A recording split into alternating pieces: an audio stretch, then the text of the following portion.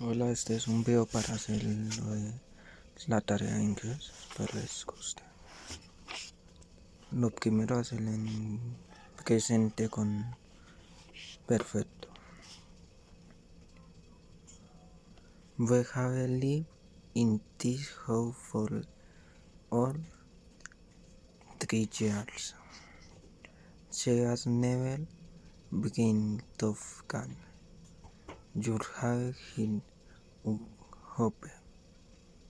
Lilian as in this in class. He has never you before. Ahora sí que presente continuo. Espero les guste.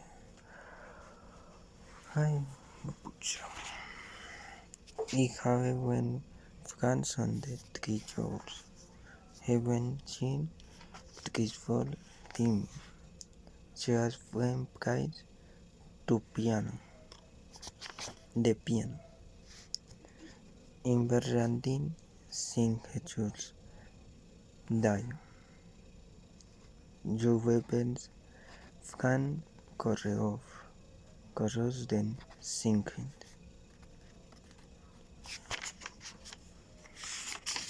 Ahora siguen.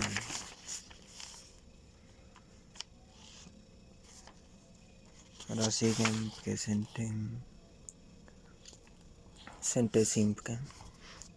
She does not accept decision. My mom never wants the in the room. Paul never does his homework.